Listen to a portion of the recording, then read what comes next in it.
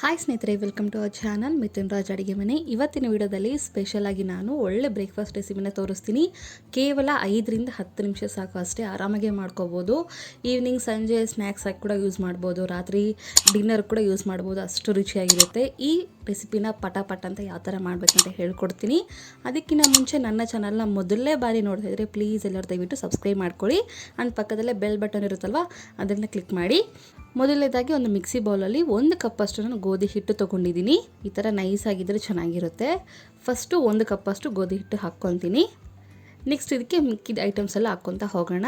Next ಇದಕ್ಕೆ ಅರ್ಧ ಸ್ಪೂನಷ್ಟು ಜೀರಿಗೆ ಹಾಕ್ತಿದ್ದೀನಿ. ಒಂದು ಅರ್ಧ ಸ್ಪೂನಷ್ಟು ಮೆಣಸಿನ ಪುಡಿ, ಕರಿ ಮೆಣಸಿನ ಪುಡಿ ಹಾಕ್ತಿದ್ದೀನಿ. ನೆಕ್ಸ್ಟು ಸಣ್ಣಗೆ ಕಟ್ ಮಾಡ್ಕೊಂಡಿರುವಂಥ ಕರಿಬೇವನ್ನ ಹಾಕ್ತಾಯಿದ್ದೀನಿ.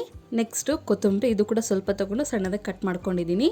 ನೆಕ್ಸ್ಟು ಹಸಿಮೆಣ್ಸಿನ್ಕಾಯಿನ ಸಣ್ಣದಾಗಿ ಕಟ್ ಮಾಡ್ಕೊಂಡು ಹಾಕಿದ್ದೀನಿ. ನೀವು ಸಣ್ಣ ಮಕ್ಳಿಗೆ ಕೊಡೋದಾಗಿದ್ದರೆ ಹಸಿಮೆಣ್ಸಿನ್ಕಾಯಿನ ಸ್ಕಿಪ್ ಮಾಡಿ. ರುಚಿಗೆ ತಕ್ಕಷ್ಟು ಉಪ್ಪು ಕೂಡ ಇಲ್ಲೇ ಹಾಕ್ಬಿಡ್ತೀನಿ. ನೆಕ್ಸ್ಟ್ ಇದನ್ನು ನೀಟಾಗಿ ಕಲಿಸ್ಕೋಣ. ನೀರು ಹಾಕೋಕ್ಕಿಂತ ಮುಂಚೆ ನೀಟಾಗಿ ಕಲಿಸ್ಕೊಂಡ್ರೆ ಎಲ್ಲವೂ ಈವನಾಗಿ ಬ್ಲೆಂಡ್ ಆಗುತ್ತೆ. ಅದಕ್ಕೋಸ್ಕರ ಫಸ್ಟು ನೀಟಾಗಿ ಕಲಿಸ್ಕೊಂಬಿಡಿ. ನಂತರ ಬೇಕಿದ್ರೆ ನಾವು ನೀರು ಹಾಕ್ಕೊಂಡು ನಮಗೆ ದೋಸೆ ಕನ್ಸಿಸ್ಟೆನ್ಸಿ ಯಾವ ಥರ ಇರುತ್ತೆ ನೋಡಿ ಅದನ್ನ ಮಾಡ್ಕೋಬೇಕು. ಇಲ್ಲಿ ನಾನು ನೀರು ಹಾಕ್ತಾಯಿದ್ದೀನಿ. ಎಲ್ಲ ನೀರನ್ನು ಒಮ್ಮೆಲೆ ಹಾಕೋ ಬದಲು ಸ್ವಲ್ಪ ಸ್ವಲ್ಪ ಹಾಕಿ ಈ ಥರ ಮಿಕ್ಸ್ ಮಾಡ್ಕೊತಾ ಹೋಗಿ. ಯಾವುದೇ ಗಂಟಿಲ್ಲದೆ ನೀಟಾಗಿ ಈವನಾಗಿ ಬ್ಲೆಂಡ್ ಆಗಬೇಕು. ನಾನು ಮತ್ತೆ ಹೇಳ್ತಿದ್ದೀನಿ, ಗಂಟು ಇದ್ಬಿಟ್ರೆ ಏನಾಗುತ್ತೆ, ದೋಸೆ ಹಾಕಬೇಕಾದ್ರೆ ಸರಿಯಾಗಿ ಬರೋದಿಲ್ಲ. ನಿಮಗೆ ಈ ಥರ ಬೇಡ, ಇನ್ನೂ ಸ್ವಲ್ಪ ಕಲರ್ಫುಲ್ಲಾಗಿ ಬೇಕು ಅಂದರೆ ಕ್ಯಾರೆಟ್ ಹಾಕ್ಕೋಬೋದು. ತುರಿದ್ಬಿಟ್ಟು ಕ್ಯಾರೆಟ್ ಕೂಡ ಹಾಕ್ಕೋಬೋದು. ಇಲ್ಲ ಕ್ಯಾರೆಟ್ನ ಮಿಕ್ಸಿ ಮಾಡ್ಕೊಂಡು ಕ್ಯಾರೆಟ್ ಜ್ಯೂಸ್ ಕೂಡ ಹಾಕ್ಕೋಬೋದು. ಮತ್ತು ಬೀಟ್ರೂಟ್ ಕೂಡ ಹಾಕ್ಕೋಬೋದು. ನಿಮ್ಮ ಇಷ್ಟ, ಯಾವುದು ನಿಮ್ಮ ಹತ್ರ ಅವೈಲೇಬಲ್ ಆಗಿರುತ್ತೋ ಅದನ್ನು ಹಾಕ್ಕೋಬೋದು. ನೋಡಿದ್ರೆ ದೋಸೆ ಬ್ಯಾಟರ್ ರೆಡಿ ಆಯಿತು. ಇಷ್ಟಿದ್ರೆ ಸಾಕು. ಇದಕ್ಕಿಂತ ಗಟ್ಟಿ ಬೇಡ, ಇದಕ್ಕಿಂತ ನೀರಿಗೂ ಬೇಡ, ಇಷ್ಟಿದ್ರೆ ಸಾಕು ಕನ್ಸಿಸ್ಟೆನ್ಸಿ. ನೆಕ್ಸ್ಟು ಇದು ಸೈಡ್ಗಿರಲಿ. ಇದು ನೆನೆಸ್ಬೇಕು ಅನ್ನೋದು ಏನೂ ಇಲ್ಲ. ಈ ಕಡೆ ಅಂಚು ಕೂಡ ಕಾದಿದೆ. ಅಂಚಿನ ಮೇಲೆ ಸ್ವಲ್ಪ ಈ ಥರ ಎಣ್ಣೆ ಹಾಕಿಬಿಟ್ಟು ಈ ಥರ ಬ್ರಷಿಂದ ನೀಟಾಗಿ ಎಲ್ಲ ಕಡೆನೂ ಇವನಾಗಿ ಸ್ಪ್ರೆಡ್ ಮಾಡ್ಕೊತೀನಿ.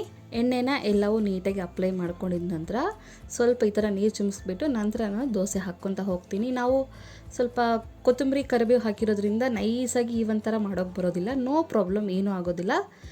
ತೀರಾ ದಪ್ಪ ಬೇಡ, ತೀರಾ ತೆಳು ಬೇಡ, ಮೀಡಿಯಮಾಗಿ ಹಾಕ್ಕೊಳ್ಳಿ. ದೊಡ್ಡ ಕೂಡ ಬೇಡ, ಇಷ್ಟಾದರೆ ಸಾಕು. ಇದ್ರ ಮೇಲೆ ಸ್ವಲ್ಪ ಎಣ್ಣೆ ಹಾಕಿಬಿಟ್ಟು ಎರಡೂ ಕಡೆಯೂ ನೀಟಾಗಿ ಬೇಯಿಸ್ಕೊಳ್ಳಿ. ತುಂಬ ಸಿಂಪಲ್ಲಾಗಿ ಮಾಡ್ಕೋಬೋದು. ನಿಮ್ಮ ಮನೇಲಿ ಯಾರಾದರೂ ಚಿಕ್ಕ ಮಕ್ಕಳಿದ್ರೆ ಅವರು ಕೂಡ ಮಾಡ್ಬೋದು, ಅಷ್ಟು ಸುಲಭವಾಗಿ ಬರುತ್ತೆ. ನೆಕ್ಸ್ಟ್ ಇನ್ನೊಂದು ಕಡೆ ಕೂಡ ಟರ್ನ್ ಮಾಡಿಕೊಂಡು ಇಲ್ಲಿ ಕೂಡ ಅಷ್ಟೇ ನೀಟಾಗಿ ಬೇಯಿಸ್ಕೊತೀನಿ. ಎಷ್ಟು ಸಿಂಪಲ್ ಅಲ್ವಾ? ಆರಾಮಾಗಿ ಮಾಡ್ಕೋಬೋದು. ಟಿಫಿನಿಗೂ ಇಡ್ಬೋದು, ಲಂಚು, ಡಿನ್ನರು, ಬ್ರೇಕ್ಫಾಸ್ಟು ಮತ್ತು ಈವ್ನಿಂಗ್ ಸ್ನ್ಯಾಕ್ಸ್ ಕೂಡ ತೊಗೋಬೋದು. ಗೋಧಿ ಹಿಟ್ಟು ಇದ್ದರೆ ಸಾಕು, ಆರಾಮಾಗೆ ಮಾಡ್ಕೋಬೋದು. ನೆಕ್ಸ್ಟ್ ಇದೇ ರೀತಿ ಇನ್ನೊಂದು ಕೂಡ ಹಾಕಿ ತೋರಿಸ್ತಾ ಇದ್ದೀನಿ ನೋಡಿ ನಿಮಗೆ. ಇದನ್ನು ಕೂಡ ಅಷ್ಟೇ ಸ್ವಲ್ಪ ಈ ರೀತಿ, ಯಾಕಂದರೆ ನಾವು ಕರಿಬೇವು, ಕೊತ್ತಂಬರಿ, ಹಸಿಮೆಣ್ಸಿನ್ಕಾಯಿ ಇವೆಲ್ಲ ಹಾಕಿರ್ತೀವಲ್ಲ, ಈವನಾಗಿ ದೋಸೆ ಹಾಕೋಕ್ಕೆ ಬರೋದಿಲ್ಲ.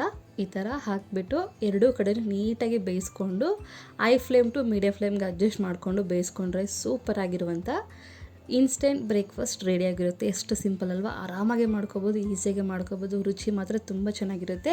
ಇದಕ್ಕೆ ಕಾಂಬಿನೇಷನ್ ಆಗಿ ನೀವು ಶೇಂಗಾ ಚಟ್ನಿ, ಕೆಂಪು ಚಟ್ನಿ ಮತ್ತು ಕೊಬ್ಬರಿ ಚಟ್ನಿ ಯಾವುದಾದ್ರೂ ಓಕೆ, ಈವನ್ ಟೊಮೆಟೊ ಚಟ್ನಿ ಯಾವುದಿದ್ರೂ ಚೆನ್ನಾಗಿರುತ್ತೆ. ಖಂಡಿತ ಟ್ರೈ ಮಾಡ್ತೀರ ಅಂದ್ಕೊಂಡಿದ್ದೀನಿ. ಈ ರೆಸಿಪಿ ಇಷ್ಟ ಆದರೆ ಲೈಕ್, ಶೇರ್ ಆ್ಯಂಡ್ ಸಬ್ಸ್ಕ್ರೈಬ್ ಮಾಡ್ಕೊಳ್ಳೋದನ್ನು ಮಾತ್ರ ಮರಿಬೇಡಿ. ನೋಡಿದ್ರೆ ಎಷ್ಟು ಸ್ಮೂತಾಗಿದೆ ಅಂದರೆ ಬಾಯಲ್ಲಿಟ್ಟರೆ ಹಂಗೆ ಕೊರಗೋಗ್ಬಿಡುತ್ತೆ, ಅಷ್ಟು ಚೆನ್ನಾಗಿರುತ್ತೆ. ಖಂಡಿತ ಟ್ರೈ ಮಾಡಿ, ಓಕೆನಾ? ಇದೇ ಥರ ಹೆಚ್ಚಿನ ವೀಡಿಯೋಸ್ಗಾಗಿ ಮಿಥುನ್ ರಾಜ್ ಅಡುಗೆ ಮನೆ ಅನ್ನೋ ಚಾನಲ್ನ ಸಬ್ಸ್ಕ್ರೈಬ್ ಮಾಡ್ಕೊಳ್ಳೋದನ್ನು ಮಾತ್ರ ಮರಿಬೇಡಿ, ಓಕೆನಾ? ಮುಂದಿನ ವೀಡಿಯೋದಲ್ಲಿ ಮತ್ತೆ ಸಿಗ್ತೀನಿ. ಅಲ್ಲಿವರೆಗೂ ಟೇಕ್ ಕೇರ್, ಬಾಯ್.